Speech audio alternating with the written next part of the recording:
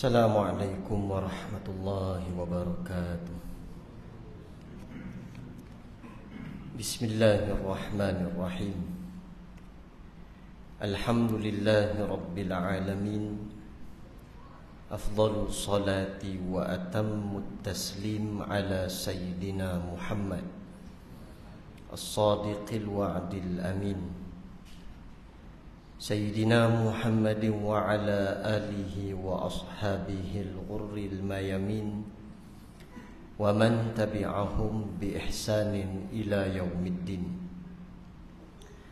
Ashhadu an la ilaha illallah wahdahu la syarika lah, wa ashhadu anna sayyidana wa nabiyyana Muhammadan abduhu wa rasuluh wa safiyuhu wa khaliluh, ballagha ar-risalah wa adda al-amanah wa nasaha al-ummah wa jahada fillahi haqqa jihadih hatta atahu al-yaqin wa ala alihi wa sahbihi ajma'in. Amma ba'd. Qaulullah subhanahu wa ta'ala fi suratil Ahzab. Bismillahirrahmanirrahim. Yawma tuqallabu wujuhuhum finnar yaqulu ya laytana ata'na Allah wa ata'na ar-rasula wa qalu rabbana inna ata'na sadatana wa kubara'ana fa adalluna as-sabila rabbana atihim di'faini minal 'azab wal'anhum la'nan kabira. Allah berfirman di dalam surah Al-Ahzab pada ayat yang ke-66 hingga ayat yang ke-68 yang bermaksud, pada hari ketika muka mereka dibolak-balikkan ke dalam neraka, mereka berkata dengan sesalnya, alangkah baiknya kalau kami dahulu semasa di dunia taat kepada Allah Subhanahu wa ta'ala serta taat kepada Rasulnya. Dan mereka berkata lagi, wahai Tuhan kami, sesungguhnya kami telah mematuhi kehendak pemimpin-pemimpin dan pembesar kami, lalu mereka menyesatkan kami dari jalan yang benar. Wahai Tuhan kami, timpakanlah ke atas mereka itu azab 2 kali ganda, dan laknatilah mereka dengan laknat-Mu sebesar-besarnya. Surah Al-Ahzab ayat yang ke-66 hingga ayat yang ke-68. Faqala an-nabiy sallallahu alaihi wasallam bima ruwiya Imam Ibnu Majah an sayyidatina Salamah binti Hurr radhiyallahu ta'ala anha qalat sami'tu an-nabiy sallallahu alaihi wasallam yaqul ya'ti 'ala an-nasi zamanun yaqumuna sa'atan la yajiduna imaman yusalli bihim. Diriwayatkan daripada Ibnu Majah daripada Sayyidatina Salamah binti Hurr radhiyallahu ta'ala anha, beliau berkata, aku mendengar Rasulullah sallallahu alaihi wasallam bersabda, lagi akan datang suatu masa orang ramai berdiri tegak beberapa masa, mereka tidak mendapatkan orang yang boleh menjadi imam untuk mereka sembahyang berjamaah. Hadis riwayat Imam Ibnu Majah. Sadaqallahul azim wa sadaqa Rasulul Karim. Muslimin muslimat yang dimuliakan oleh Allah Subhanahu wa ta'ala, bersyukur kita kepada Allah, malam ini dapat sama-sama kita bersua lagi dalam siri pengajian hadis-hadis peristiwa akhir zaman. di mana pada malam ini kita akan membicarakan dua tajuk. Yang pertama, kita akan membincangkan tajuk salah satu daripada tanda hampirnya manusia kepada kiamat, iaitu ketiadaan imam untuk sembahyang berjemaah. Dan satu lagi tajuk, iaitu berkenaan dengan ulama tidak dipedulikan. Tuan-tuan muslimin muslimat yang dimuliakan oleh Allah Subhanahu wa taala, setiap manusia yang hidup berjamaah atau bermasyarakat majmu' wajib mengadakan satu orang yang namanya imam. Hatta disebut di dalam hadis Nabi sallallahu alaihi wasallam, jika sekiranya di dalam dunia ni hanya ada 3 orang manusia, maka salah seorang dari mereka mesti dilantik menjadi imam. Imam ni maknanya pemimpin atau yang memimpin orang ramai. Kita solat, datang beramai-ramai di masjid, mesti ada imam, dan mesti turut imam dalam setiap perbuatan solat. Dalam setiap perkara di dalam solat, tak boleh kita membelakangi imam. Maksudnya tak boleh kita dahulu daripada imam, atau tak boleh kita tak ikut imam. Mestilah kita solat perlukan kepada seorang imam. Namun di dalam hadis yang dibaca pada kali ini, Nabi SAW menyatakan tentang di akhir zaman nanti imam tak ada. Ini bukan imam tak buat kerja, tapi mafhum daripada hadis ini, orang ramai tak reti jadi imam. Jahil nak jadi imam ni, jahil. Datang dah bunyi azan nak solat, tapi imam tak ada. Walaupun orang yang dilantik untuk jadi imam pun barangkali dia sibuk dengan urusan dunianya sampai tak sempat untuk melaksanakan tugas sebagai seorang imam. Inilah peritnya dunia di sebalik kemanisan yang ada di dalam dunia. Sebab apa imam ni sibuk? Barangkali harga beras dah naik, terpaksa cari duit lebih. Cari duit lebih, tu yang skip kerja, pergi cari tempat lain. Jadi akhirnya imam tak ada. Dan bila imam tak ada, suasana ketika itu orang ramai, seorang pun tak reti jadi imam. Ini masalah. Kerana imam ni, kalau kita balik kepada makna imam atau pemimpin atau umara, iaitu mereka yang memimpin manusia pada jalan Allah. Yang tak boleh memimpin manusia pada jalan Allah tak layak jadi imam, tak layak jadi pemimpin. Pemimpin ni makna dia bukan pada jawatan, bukan pada duit gaji yang lumayan, tetapi makna pemimpin itu dia boleh bawa orang ramai ni dekat dengan Allah.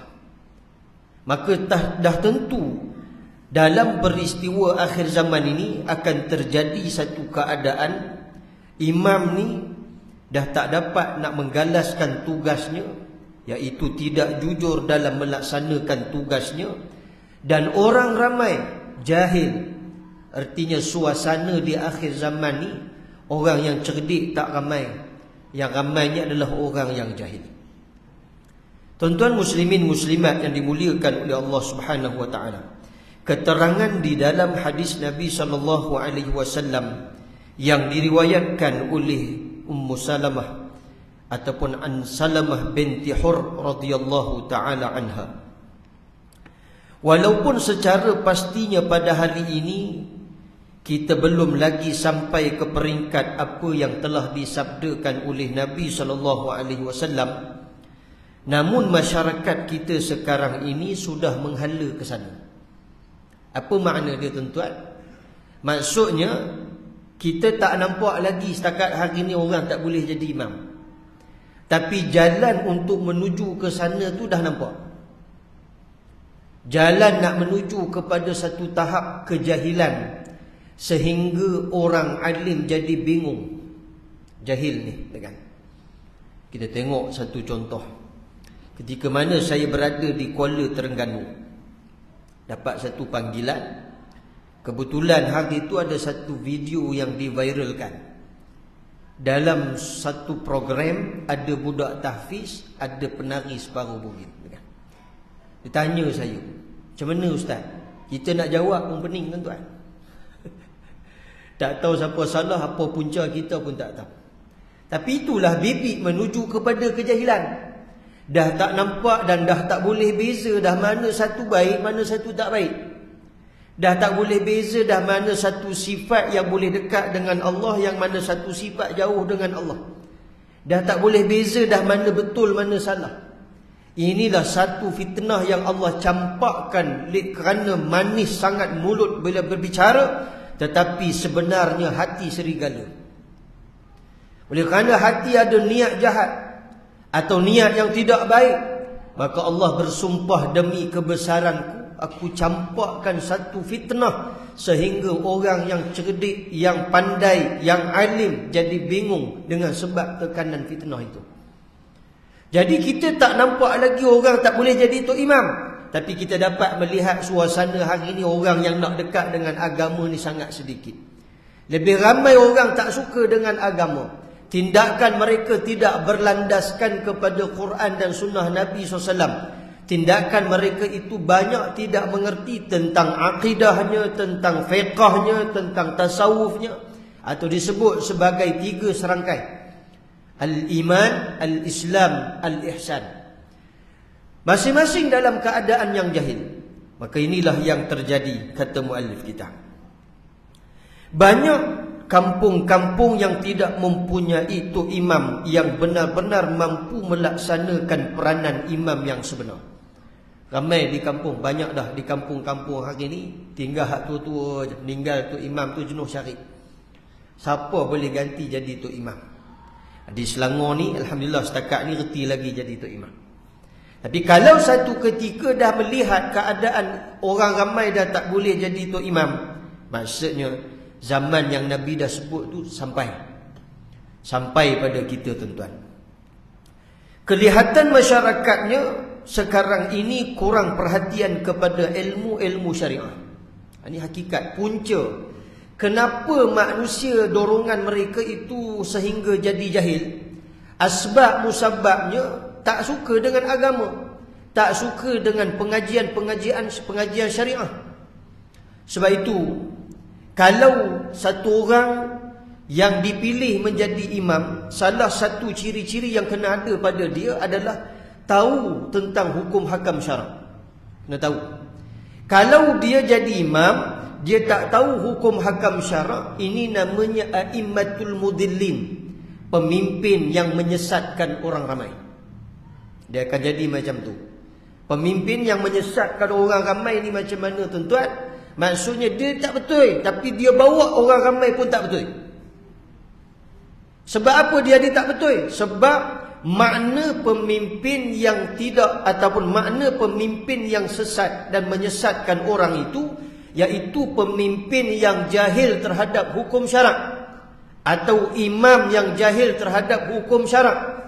Dan juga tindakan dia lebih kepada turut akal fikiran dia semata-mata. Dia tak ikut panduan landasan syariat, atau dia tak sebut, dia tak ikut garis panduan atau tata kelola yang ada dalam syariah. Maka akhirnya tindakan dia lebih kepada keinginan dia. Apa saja yang aku buat kira betul. Itu masalah dia. Kalau tolak satu orang yang jahil jadi tok imam, dia bantai subuh 3 rakaat, orang komen dia kata aku buat benda betul. Yang lebih malangnya, dia paksa orang supaya solat subuh 3 rakaat juga. Itu bukan subuh ni maghrib kan. Mamai lagi kan hujan ni kan. Lepas dah kita solat maghrib, bukan subuh. Tapi maknanya orang yang menjadi imam itu tidak boleh jahil terhadap hukum syarak. Jadi punca jahilnya manusia itu sebab apa? Sebab kurang perhatian kepada ilmu syariat. tentang ilmu agama Islam ni jadi kurang nak faham. Tuan-tuan akan datang esok, orang dah tak mau mengaji agama. Hari ni masih ada lagi golongan-golongan manusia yang nak belajar agama, tapi nanti satu keadaan bila ulama sudah dibenci, sudah dijauhkan daripada kehidupan kita, dan majlis-majlis ilmu sudah mula ditinggalkan. Ini akan terjadi. Dan pada saat itu kita akan saksikan dunia pada ketika itu adalah dunia yang sangat dengan jahil ataupun syarat dengan kejahilan. Dan muallif kitab berkata lagi, mereka yang berilmu pula ramai yang tidak menghadiri sembahyang berjemaah. Masalah juga. Sebab yang ada ilmu, yang reti menyampaikan ilmu, tapi tak ada dalam solat jemaah tersebut. Pasal apa? Saya sebut tadi lah, sibuk cari duit lebih. Pasal harga beras dah naik. Maka tinggallah orang-orang yang jahil. Dah sibuk semua cari duit, tinggal orang jahil. Jadi bila tinggal orang jahil, macam mana nak jadi imam? Susah lah. Masing-masing dia main satu sifat. Sifat dia sifat terkejut.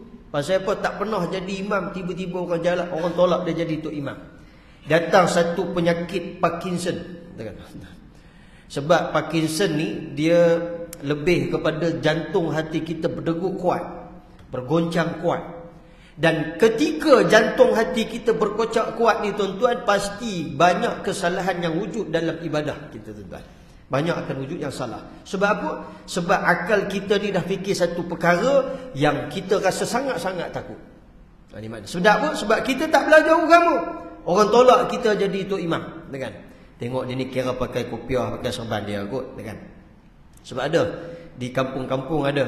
Pakcik-pakcik tua-tua dah balik Mekah. Pakai serban, pakai jubah, duduk kedai mamak, pegang rukuk sebatang. Jadi ada dah macam tu. Lama kelamaan bila suasana zaman jahil esok, dia akan jadi tengok nak cari tok imam ni mana hak pakai jubah, pakai serban, nak tu tolak ke depan. Kemudian kebetulan pula yang pakai jubah serban ni jahil agama. Aduh, kacau lah. Mari tolak ke depan pula, dia takbir Allah, Allah, Allah. Oh, ingat berzikir. Rupanya dia tak dapat khusyuk tu, dia tak sampai pitching dia.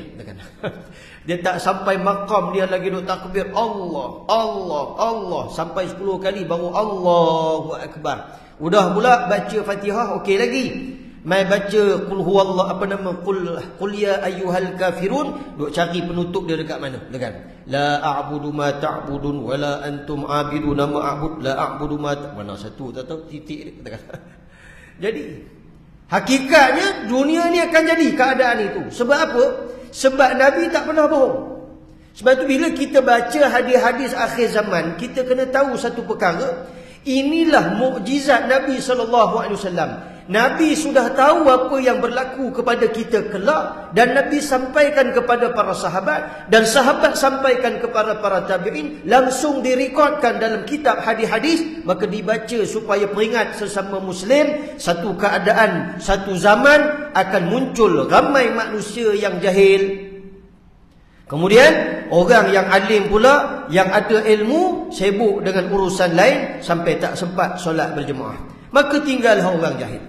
Maka apabila hal ini berpanjangan, pasti pada suatu hari nanti akan sampai juga ke peringkat keadaan yang telah dinyatakan oleh Nabi kita Muhammad sallallahu alaihi wasallam. Jadi mudah fahamlah. Hadis pendek aja. Keterangan daripada hadis ini, kesimpulan dia, iaitu kita boleh faham satu zaman yang akan berlaku kelak, suasana manusia yang sangat jahil. Kesimpulan yang kedua, tuan-tuan, kita tak boleh lari daripada orang alim. Kita tak boleh lari daripada orang alim. Sebab orang alim ni, nama pun alim. Alim ni ilmu, dia berilmu. Bila kita lari daripada orang alim, kita akan jadi jahil. Itu dia punya konsep dia begitu. Jauh dengan orang alim, ataupun kita tak belajar ilmu agama dengan orang alim, maka kita akan duduk satu posisi, iaitu posisi kita akan dihanyut ke dalam dunia yang fana, sehingga kita jahil yang tahap kita sangat jahil terhadap agama. Tuan-tuan muslimin muslimat yang dimuliakan oleh Allah Subhanahu wa taala. Hadis yang ke-32. Daripada Sahal bin Sa'ad As-Sa'idi radhiyallahu anhu. Beliau berkata, Rasulullah sallallahu alaihi wasallam bersabda, "Ya Allah, jangan engkau temukan aku dan mudah-mudahan kamu sahabat-sahabatku tidak bertemu dengan suatu zaman di mana para ulama sudah tidak diikuti lagi, dan orang yang penyantun sudah tidak disegani lagi. Hati mereka seperti hati orang ajam pada fasiknya, lidah mereka seperti lidah orang Arab pada fasihnya. Ini kita dah pernah sebut hadis ni, diulang balik. Tuan-tuan, apa yang nak disebut, ini punca kejahilan manusia. Apabila sampai satu keadaan ulama tidak dipedulikan. Saya sebut tadi, bila kita jauh dengan orang alim, kita akan berada di atas jalan kesesatan. Sebab tu tuan-tuan belajar apa yang berlaku kepada Imam Ahmad bin Hanbal. Tuan-tuan, siapa Imam Ahmad bin Hanbal? Imam Ahmad bin Hanbal ni seorang imam mujtahid, bukan cala-cala orang. Guru Imam Ahmad ni adalah Imam Malik dan Imam Syafi'i. Yang mengepalai, iaitu Imam Ahmad, dia yang mengepalai mazhab Hanbali. Di mana pengamal mazhab Hanbali hari ini? Di Mekah. Mekah mengamalkan mazhab Hanbali. Tuan-tuan, Imam Ahmad pada satu ketika timbul satu isu di zaman dia. Isu berkenaan dengan Al-Quran. Adakah Al-Quran itu qadim atau Al-Quran itu makhluk? Ini ada kaitan ni dengan ilmu, dengan ulama ada kaitan. Maka tuan-tuan, pemimpin yang ada pada ketika itu telah berkata Quran itu makhluk. Dan dia memaksa semua pegawai-pegawai dia dan juga seluruh rakyat jelata mesti berkata Quran itu makhluk. Saya nak urai dulu. Tuan-tuan, Quran makhluk atau Quran qadim, mana satu betul?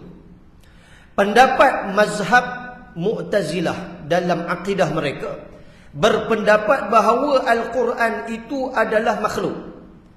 Tuan-tuan, kalau Al-Quran itu makhluk, maksudnya Al-Quran ini boleh diubah oleh mana-mana manusia, sebab dia makhluk.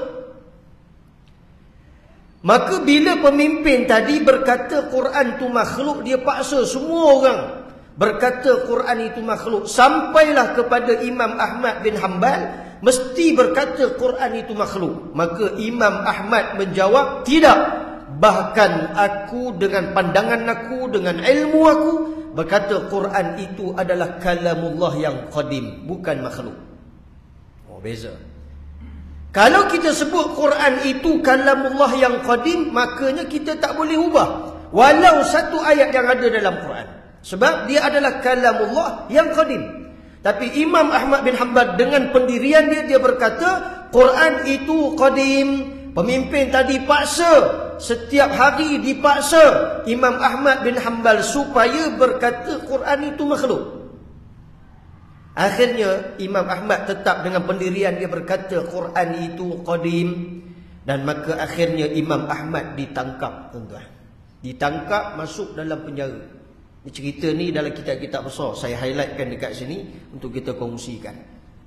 Betapa pentingnya hidup dengan ulama. Walaupun kita hidup, kita ikut alim ulama atau kita duduk dengan dia, kita akan dapat ilmu yang begitu banyak. Kita akan dapat manfaat dia. Kita akan dapat tempias ilmu yang disampaikan. Hidup ni tak boleh pisah dengan alim ulama. Imam Ahmad bin Hanbal, dia dipaksa oleh seorang pemimpin supaya berkata Quran itu makhluk. Mana-mana manusia yang berkata Quran itu makhluk, sesatlah dia. Sesat. Sebab itu pandangan Mu'tazilah. Yang betul dalam akidah adalah Ahlu Sunnah wal Jamaah, bukan Mu'tazilah. Sebab Mu'tazilah dia daripada cabang-cabang akidah. Dalam cabang akidah ada mazhab Ahlu Sunnah wal Jamaah, ada mazhab Jabariyah, ada mazhab Qadariyah, ada mazhab Mu'tazilah. Maknanya semua cabang-cabang tu salah. Hak betulnya adalah mazhab Ahlu Sunnah wal Jamaah yang diketuai oleh dua imam besar, iaitu Abu Mansur Al-Maturidi dan juga Abu Musa Al-Ash'ari. Disebut Asy'ariyah dan Al-Maturidiyah. Dua ni ya, hak yang kekal dalam mazhab Ahlu Sunnah wal Jamaah. Hak lain semua tak betul. Quran tidak boleh kita berkata ia makhluk. Kerana bila kita kata ia makhluk, lepas ni masuk dalam parlimen, ubah ayat Quran. Tak boleh. Maka dikatakan Quran itu adalah kalamullah yang qadim. Imam Ahmad mempertahankan ilmunya. Akhirnya dia ditangkap, dihukum. Dihukum dengan begitu teruk dalam penjara, diseksa. Disebut dalam kitab sampai darah mengalir di badan Imam Ahmad bin Hanbal. Dihentuk kepala di dinding supaya mati cepat. Dia tetap dengan pendirian berkata Quran itu bukan makhluk, sebaliknya Quran itu qadim. Bila Imam Ahmad ni dibebaskan, lambat, sampai pemimpin tu mati baru dia dibebaskan. Selagi pemimpin tu tak mati, kalau 20 tahun dia memerintah, 20 tahunlah menanggung derita dalam penjara tadi. Sebab ni namanya imam, tapi imam yang tak betul. Dia pemimpin, sepatutnya dia memimpin orang pada jalan yang betul. Bahkan dia paksa pula orang pada jalan yang tak betul. Itu hadis Nabi SAW.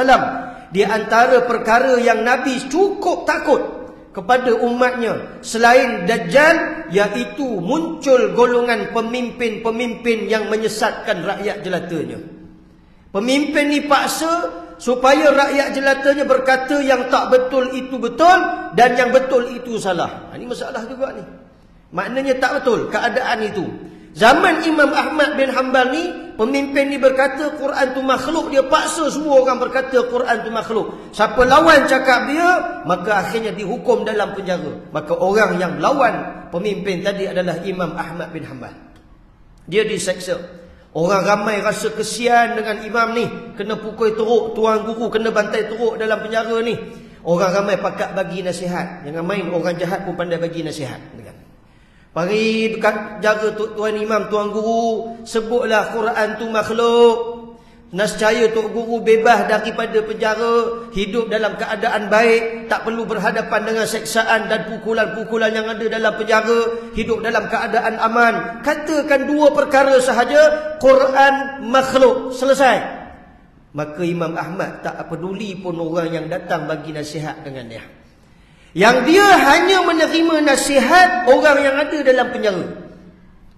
Ada satu orang yang duduk dalam penjara Imam Ahmad bin Hanbal ni. Kata orang dalam penjara ni, nampak dia kena tempiah ilmu ni, berkatnya tu.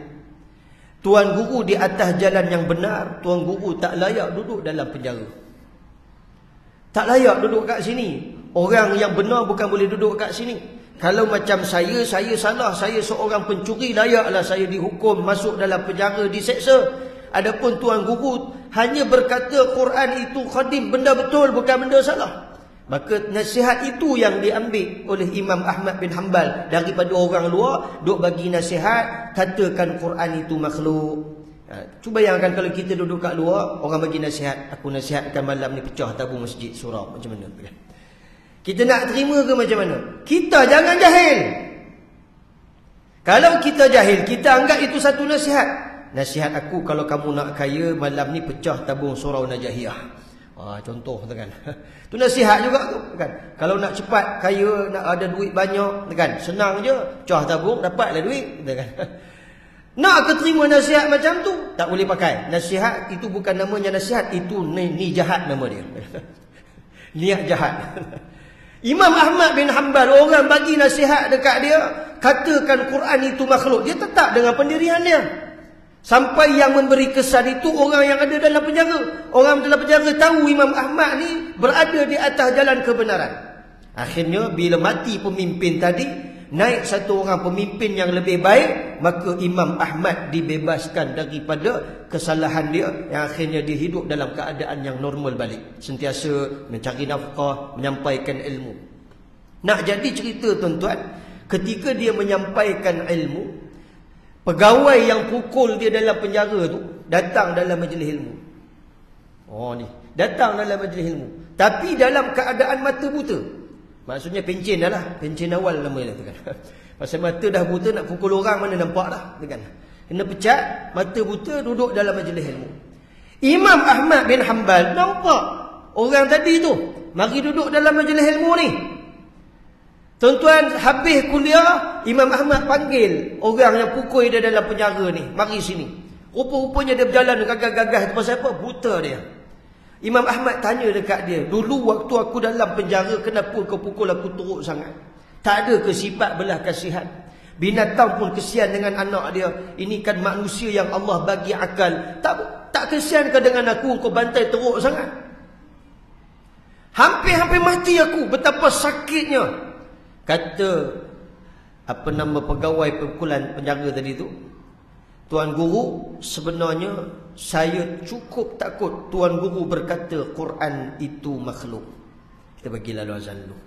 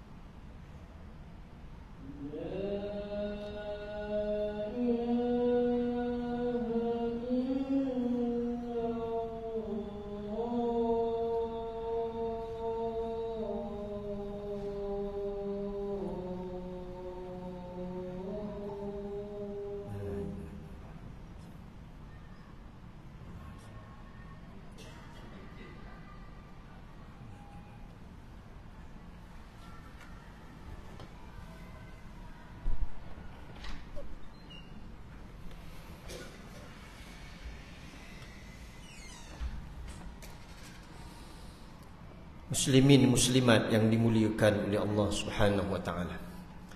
Berbalik kisah Imam Ahmad bin Hanbal ini, ketika mana Imam Ahmad dibebaskan, maka pegawai yang pukul dia dalam penjara tadi datang dalam keadaan buta mata. Bukan saja-saja, tapi Allah tarik nikmat buta mata dia. Akhirnya bila habis kuliah, Imam Ahmad jumpa dia, tanya dia, dulu waktu aku dalam penjara kau pukul aku teruk sangat, tak ada ke sifat belah kasihan? Jawab pegawai penjara ni, respon dia, Tuan Guru, saya pukul Tuan Guru kalau boleh biar mati. Oh, pukul biar mati terus, katakan. Bukan hidup lagi, biar mati. Supaya apa? Supaya hilang kekhawatiran dalam diri saya. Kalau saya pukul Tuan Guru hari-hari, Tuan Guru tak tahan kena seksa, akhirnya Tuan Guru akan berkata Quran itu makhluk. Daripada keadaan itu terjadi, biarlah saya pukul biar Tuan Guru mati. Nescaya matinya Tuan Guru dalam keadaan iman, bukan dalam keadaan kesesatan. Oh, tuan-tuan tengok. Ni namanya apa? Kena tempiah alim ulama. Duduk dengan alim ulama sebagai tukang pukul dia. Bukan pukul yang diarahkan oleh alim ulama, yang diarahkan oleh pemimpin. Tapi sebab tugas dia, hari-hari dia pukul tu imam ni, Tuan Guru ni, akhirnya apa jadi? Allah buka hidayah dalam diri dia. Akhirnya dia cerita kepada Imam Ahmad, aku pukul kamu kalau boleh mati terus, tapi hakikatnya tak mati. Kerana hidup dan mati bukan ketentuan di tangan aku. Dia adalah ketentuan di tangan Allah Subhanahu Wa Taala. Maka tak mati, nak buat macam mana? Tuan-tuan, inilah kebenaran dia. Dia kata sebut macam tu sebab apa? Ialah Imam Ahmad ni orang yang ada ilmu. Bila dia bagi teguran kepada pemimpin yang tak betul, sekalipun dia kena seksa, tuan-tuan kena tahu, Nabi sebut dalam hadis, Nabi kata apa? Afdalul jihad kalimatu adlin inda sultanin jair. Sebesar-besar kelebihan jihad, bukan angkat parang di medan perang, tuan-tuan. Nabi kata kalimatu adlin inda sultanin jair. Memberi teguran dan keadilan kepada pemimpin yang tak adil dan tak betul. Kalau benda tu tak betul, kita tak boleh kata betul walaupun dia pemimpin, walaupun dia imam. Tak boleh. Kalau subuh 2 rakaat, jangan pergi kita tambah 3 rakaat, kemudian kita mengiyakan 3 rakaat. Ini salah. Hakikatnya yang betul itu betul, yang salah itu salah. Tak boleh kita katakan betul itu salah, dan tak boleh kita katakan salah itu betul. Inilah yang ada pada Imam Ahmad bin Hanbal. Dia tetap dengan pendirian dia berhadapan dengan satu orang pemimpin yang dalam keadaan kesesatan, memaksa orang lain sesat. Maka tuan-tuan tengok kelebihan dia. Orang yang duduk dalam penjara, pukul dia hari-hari pun akhirnya dapat hidayah Allah. Penting duduk dengan alim ulama walaupun dalam penjara. Oleh kerana Imam Ahmad nak memastikan cerita pegawai ni benar atau tidak, lalu dia tadah tangan berdoa kepada Allah pada ketika itu. Ya Allah, ya Tuhanku, sekiranya lelaki ini jujur dengan percakapannya, Engkau sembuhkan penyakit yang buta tadi, ya Allah. Takdir dan izin Allah, malam tu ketika itu mata yang buta dicelikkan oleh Allah SWT, boleh melihat. Maksudnya pegawai ni dia tak bohong, dia buat benda betul. Sebab tu esok kalau jadi pegawai pemimpin, jangan luruh benda. Yang betul ikut, yang tak betul jangan ikut. Ini zaman kita, zaman sekarang ni betul tak betul semua kita ikut. Ini masalah ni. Naik satu orang tak imam tak betul pun kita ikut juga. Kalau benda tak betul, kita kena tegur. Dalam solat dia ada skill untuk menegur. Apabila melihat kesalahan, kesilapan, something wrong yang berlaku kepada Tok Imam, mesti makmum itu berkata Subhanallah. Itu isyarat apa? Isyarat imam ni dia tak dapat jalankan kerja dia sebagai Tok Imam. Barangkali nampak tai cicak di kaki, barangkali solatnya dan sebagainya. Itu satu teguran yang ada dalam solat. Begitulah kita di luar daripada solat. Solat itu satu pendidikan dalam kita berjemaah. Begitulah luar kita bermasyarakat. Mestilah kita turut yang betul, yang tak betul jangan turut. Sebab itu ulama' ni penting. Jangan jauh dengan mereka. Sebab mereka memberikan kita ilmu supaya kita tidak jahil. Supaya kita mampu membezakan mana satu betul, mana satu tak betul. Dan bila orang tanya saya tentang tadi itulah budak tahfiz dengan separuh bogel, kita nak kata macam mana? Saya baliklah. Saya balik pada agama. Agama kata yang pakai separuh bogel ni tak betul. Itu agama. Agama kata pada budak tahfiz sekalipun, kalau alim ulama, seorang hafiz duduk tempat yang tak betul juga.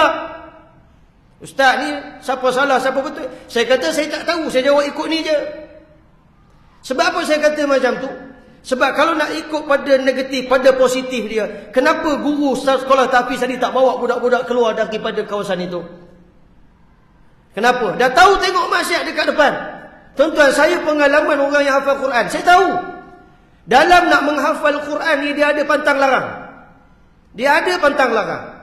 Apa pantang larang dia? Kalau dulu saya duduk di asrama, pantang larang dia tak boleh makan Maggi. Walaupun Maggi tu ada cop halal. Itu pantang larang dia. Kalau makan apa jadi? Kalau makan susah nak hafal. Dekat sekolah ada pantang larang. Balik cuti sekolah, ni tak ada pantang. Dekat sekolah ada pantang. Balik rumah tak ada pantang. Bantai Maggi sebungkus. Sekali otak kita hak duk hafal 12 juzuk, tinggal 3 juzuk je. Yang lain semua habis, lupa. Budak-budak tahfiz kalau tengok benda maksiat macam mana tuan-tuan? Boleh ke dia nak masuk menghafal ni? Kalau padang agama ni lah hakikat dia. Sebab tu saya kata kena duduk dengan orang alim. Orang alim yang akan tarik kita keluar daripada kekancau fitnah itu kepada satu keadaan yang lebih baik. Kalau tidak duduk dengan orang alim, jadi macam ni lah. Last kali tutup cerita, tak tahu siapa bertanggungjawab, siapa salah, siapa betul. Ni yang jadi. Maka masyarakat kita esok bila diulang balik video tersebut, oh zaman dulu boleh pakai sorban, pakai jubah, pegang Quran ataupun budak hafal Quran, masuk dalam konsert hak penari separuh bogel. Kan dah tak kena dah tuan. Itulah zamannya disebut sebagai zaman jahil. Muslimin muslimat yang dimuliakan oleh Allah. Kesimpulan daripada cerita tadi, bukan kesimpulan hadis ni, jangan tengok jam. Awal lagi ni. Kesimpulan daripada cerita tadi, penting kita duduk dengan orang alim. Sebab kalau kita jauh dengan orang alim, tengok berapa masyarakat, betapa masyarakat maupun pemimpin atau pegawai kerajaan kalau jauh dengan orang alim, mereka berada pada jalan yang sesat. Bukan saya tuduh dia orang sesat, tak. Sebab yang memberi teguran dan nasihat ni biasa orang alim. Yang beritahu kepada kita ni betul, ini tak betul, orang alim. Sebab dia belajar. Nama pun alim, ni bukan alam. Alim mufradnya, musannanya alimani, dua orang alim. Jamaknya ulama. Jamak dia ulama, jamak taksir. Ulama ni 3 ke atas dia tak dipanggil nama alim, dia sebut ulama. Sebab tu hadis Nabi SAW, Nabi sebut, man aradah buhbuhatal jannah falyazimil jamaah. Nabi kata siapa yang nak duduk di tengah-tengah syurga, maka lazimkanlah dirinya berada dalam kumpulan jamaah alim ulama. Biasakan diri kita dekat dengan orang alim. Tapi hakikatnya Nabi dah sebut, dalam peristiwa akhir zaman, hakikatnya ulama sudah tidak dipedulikan lagi. Ini yang terjadi zaman kita. Mufti bercakap kena maki, alim ulama bercakap kena maki, tuan guru bercakap kena maki, kiai bercakap kena maki. Ustaz Somad hanya memberi sikit sumbangan kepada Rambang apa? Kawasan mana? Rempang. Yang diambil alih.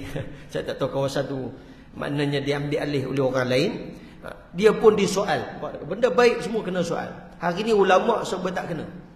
Kena maki, kena tahan, kena tangkap, kena fitnah. Ini yang terjadi zaman kita tuan-tuan. Sebab apa jadi macam ni? Sebab bila diri kita sudah dikuasai oleh iblis dan syaitan. Dan bila diri kita sudah jauh dengan orang alim, iblislah yang jadi pemimpin kita. Waktu Nabi sebut dalam hadis, Nabi kata apa? Nabi kata, tidakkah seorang lelaki dan seorang perempuan itu berdua-duaan, wasalisuhuma syaitan. Saya dah pernah baca hadis tu dekat sini. Tuan-tuan ingat lupa je kan? Nabi kata bila ada seorang lelaki dan seorang perempuan yang bukan suami isteri, yang bukan adik-beradik, duduk berdua-duaan, berendek, maka yang ketiga di antara mereka berdua itu adalah syaitan. Maka Nabi sebut orang yang jauhi diri mereka dengan alim ulama, walaupun dia seorang alim, dia jauh daripada kumpulan alim ulama, maka fa inna syaitana ma'al wahid wa huwa ma'al isnaini ab'ad. Syaitan akan lead dia. Syaitan akan jadi mas'ul dia.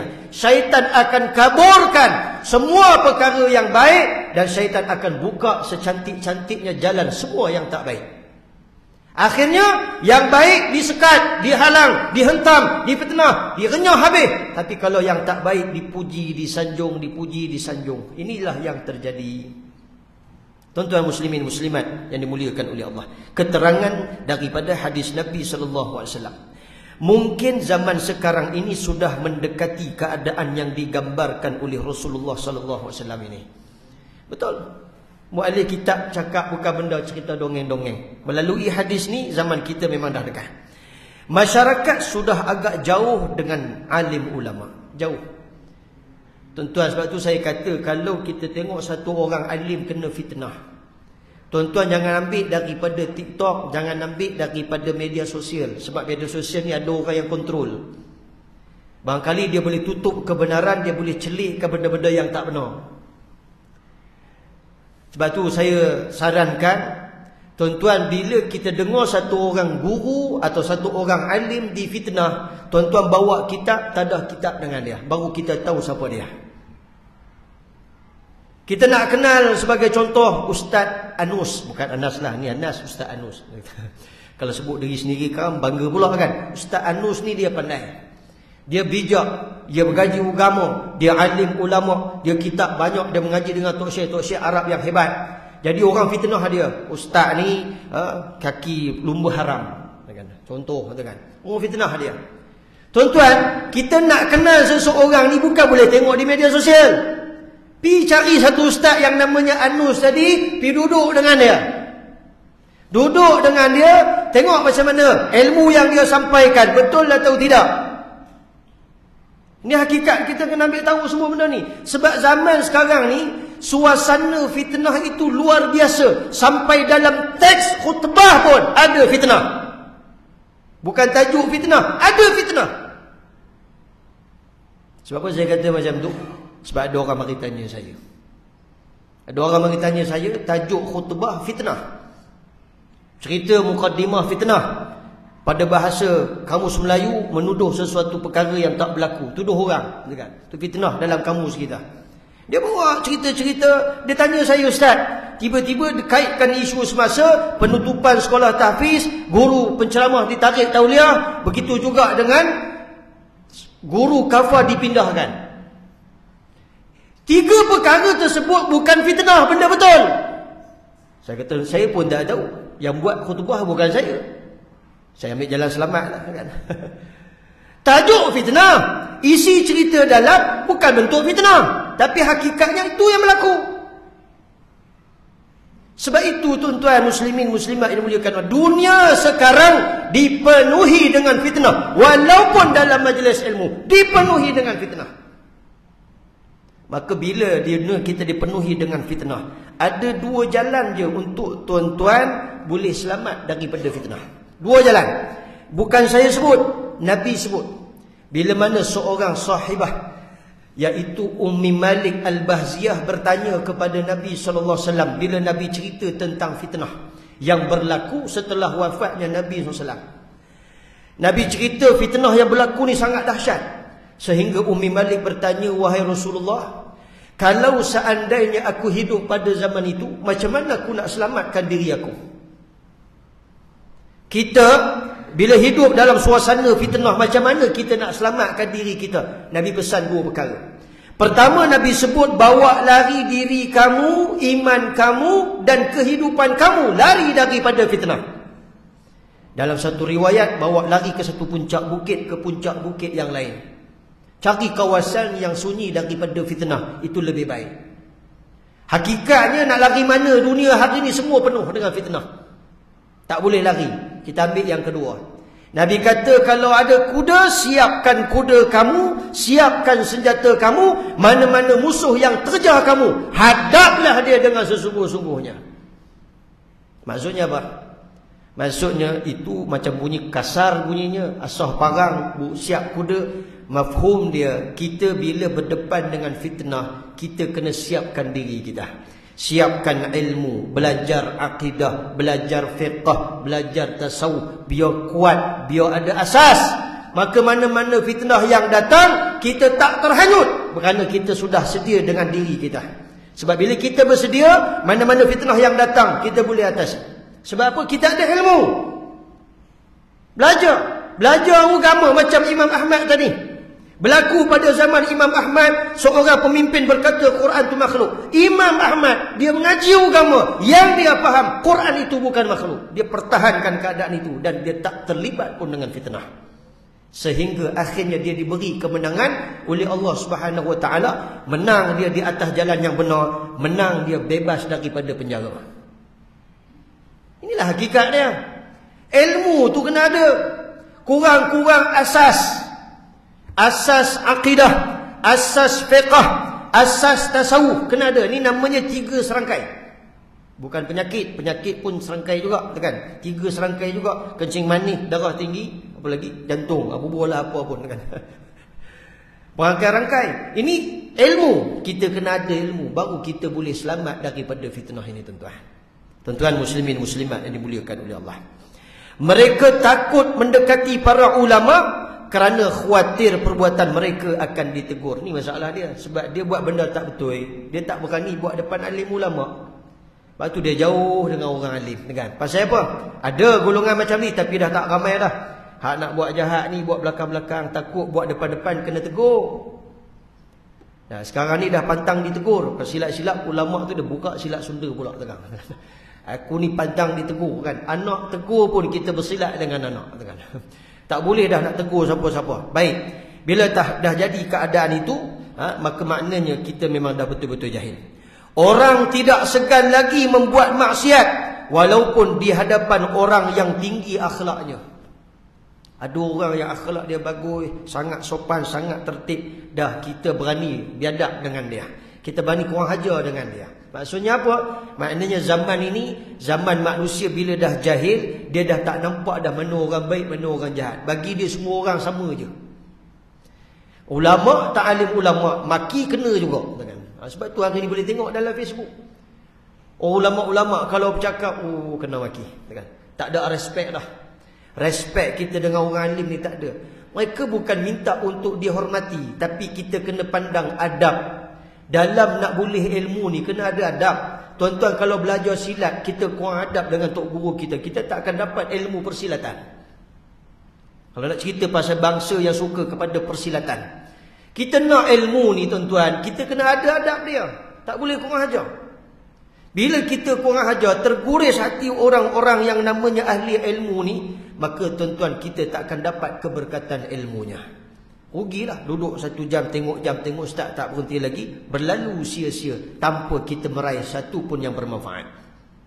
Tuan-tuan, dan terkadang sengaja perkara maksiat itu dibuat di hadapan para ulama untuk menyatakan rasa besar diri dan sekaligus untuk menyinggung perasaan mereka. Biar padan muka ustaz ni, biar padan muka ulama ni, biar padan muka ahli ilmu ni. Oh, dia dah. Dia jiwa dia yang panggil jiwa serigala. Jiwa dia jiwa tak tenang, jiwa kacau. Dia tak boleh tengok orang alim, orang baik depan dia. Semua dia nak cari pasal. Bahaya tuan-tuan. Nabi sebut ni, bila muallif kitab bagi keterangan ini, saya dah boleh nampak dah suasana yang akan berlaku ni lagi dahsyat. Jangan kita perkara biasa dah, dia bukan perkara biasa dah. Bila dah saling tak menghormati, apa akan jadi tuan-tuan? Inilah namanya fitnah. Akan jadi pertengkahan dan akan jadi pertumpahan darah. Sebab tak belaga angin. Tak belaga angin dengan satu ustaz, dia bunuh ustaz tu. Benda ni dah jadi pada guru saya. Ketika mana Al-Syahid Syekh Said Ramadan Al-Buti sedang menyampaikan kuliah di Masjid Nurul Iman. Tiba-tiba ada orang bawa badan dia penuh dengan bom. Ni semua pasal kes tak puas hati. Bau meletup, habis tok guru saya sekali meninggal. Inilah suasana dia. Dah tak ada dah, peradaban tu dah tak ada. Bila tuan-tuan tak ada adab, hidup kita tak ada rahmat Allah. Bila tak ada rahmat Allah, tuan-tuan, harga barang memang akan naik pada waktu tu. Makanan kita hanya bergantung, ataupun hidup kita hanya bergantung kepada manusia dan makanan. Kita dah terputus pergantungan kita kepada Allah Subhanahu Wa Taala. Ini akan terjadi. Sebab Nabi dah sebut dalam hadis-hadis yang kita dah baca sebelum ni, Nabi dah sebut tentang keadaan kita diuji dengan kesenangan. Senang sampai kita lupa kepada Allah. Senang sampai kita jauh daripada rahmat dan keberkatan. Hakikatnya ini yang terjadi, tuan. Golongan ini juga pandai bercakap dan sering memutar belitkan kenyataan. Ustaz cakap sepatah, dia jawab 5 patah. Dia pusing jauh ni, kan? Pusing, suka putar belit, kan? Percakapan mereka begitu halus dan memikat orang lain, padahal hati mereka adalah hati harimau yang bersedia untuk menerkam dan memangsakan musuhnya. Habis titik dah. Maknanya keadaan ketika itu hati niat tak baik ni. Sebab tu tuan-tuan, antara doa yang tidak dimustajabkan, yang ditangguhkan apabila Nabi minta kepada Allah Subhanahu Wa Taala agar umatnya tidak mengerasi sebahagian yang lain. Maksudnya tidak melakukan penindasan ke atas orang-orang Islam yang lain. Maka doa ini Allah tangguhkan. Kenapa Allah tangguhkan? Sebab manusia, Allah bagi ketetapan dalam hati mereka. Mereka boleh pilih jalan yang baik atau yang tak baik. Yang nak baik, sila buat baik. Yang tak nak buat baik, sila buat benda yang tak baik. Akan kehendak masing-masing lah. Bila berlaku keadaan ini, dan pastinya ketika itu huru-hara dan akhirnya kita terlibatlah dengan fitnah akhir zaman. So kita tak akan terselamat. Dan suasana itu akan menampakkan iaitu kita sangat-sangat jahil terhadap agama Islam. Kesimpulan daripada hadis yang kita baca, 2 hadis pada malam ini. Pertama, kemunculan imam yang imam ni dia tak bekerja dekat sini, dia nama ada dekat sini tapi dia sibuk cari dunia, tak datang solat berjemaah. Yang ada pula jahil-jahil. Maka yang jahil-jahil ni nak seorang pun tak kerti nak pergi ke depan jadi tok imam. Dia akan jadi, suasana ni akan jadi, tapi tak tahu bila, Allahu alam. Tapi bibit suasana untuk sampai ke sana hampir-hampir sudah. Sebab melihat keadaan kita yang semakin hari semakin jahil. Kesimpulan yang kedua melalui hadis yang kedua, bagaimana di akhir zaman orang ramai sudah mula berjauhan dengan orang alim. Jadi tuan-tuan, bila kita dah berjauhan dengan orang alim, guru kita sebenarnya adalah iblis. Dia arahkan kita, tengok ustaz, tengok jam, pandang ustaz jeling supaya ustaz berhenti cepat, menyampah aku tengok muka dia, kan? Aduh, iblis dia tanam macam tu. Dalam diri kita ni diwujudkan satu kebencian. Benci dengan satu orang yang alim tu, tuan-tuan, habis lah. Jangan tuan-tuan mimpi tuan-tuan boleh hidup bahagia bila dalam diri kita ada kebencian terhadap orang alim. Sebab tu tuan-tuan, biasakan diri kita, anak cucu cicit kita supaya dekati orang alim. Sebab apa? Mereka boleh bawa kita pada jalan yang lebih baik. Walaupun bukanlah bawa kepada kekayaan, bawa kepada kesenangan, tapi sebenarnya orang alim ni dia bawa kita kepada hidayah Allah. Boleh baca Quran, boleh jadi imam, dia membetulkan keadaan kita, mana sifat-sifat yang tak betul dibetulkan. Ni kalau tuan-tuan sekali-sekali duduk di pondok, menghadap dengan tok guru di pondok, tuan-tuan, dia lain.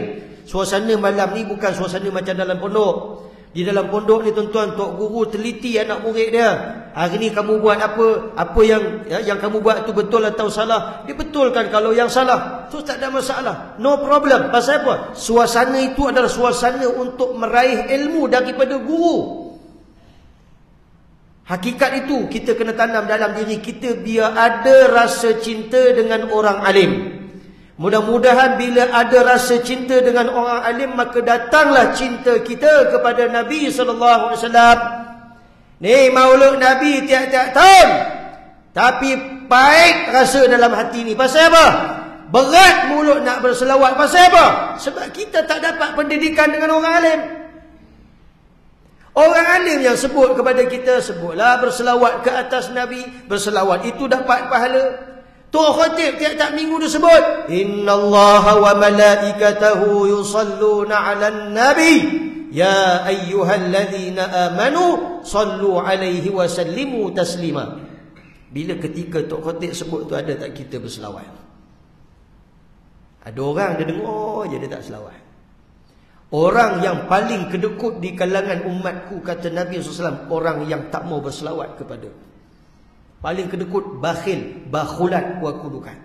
Lepas tu tuan-tuan, kita kena dekat dengan orang alim, barulah kita ada rasa cinta kepada Nabi SAW. Kesimpulan yang seterusnya, kisah yang berlaku kepada Imam Ahmad bin Hanbal, satu pengajaran. Artinya, bila kita dekat dengan orang alim, sekurang-kurang sebodoh-bodoh kita, kita akan dapat tempiah kebaikan orang alim. Berbanding kita jauh dengan mereka, akhirnya kita berada di atas jalan kesesatan, wa'iyyazubillah. Mudah-mudahan segala ilmu yang dikongsikan pada malam ini dapatlah manfaatnya. Yang baik datang daripada Allah, yang kurangnya itu datang daripada kelemahan diri saya sendiri. Aqulu qawli hadza wa astaghfirullahal azim li wa lakum. Wassalamualaikum warahmatullahi wabarakatuh. A'udzu billahi minasyaitonir rajim. Bismillahirrahmanirrahim. Alhamdulillahi rabbil alamin. Wassalatu wassalamu ala Rasulillahil amin wa ala alihi wa sahbihi ajma'in. Allahumma ya muqallibal qulub tsabbit qulubana ala dinil Islam wa ala ta'atik. Rabbana la tuzigh qulubana ba'da idh hadaitana wa hab lana min ladunka rahmah innaka antal wahhab. Wa sallallahu ala sayyidina Muhammadin wa ala alihi wa sahbihi wasallam. Walhamdulillahi rabbil alamin.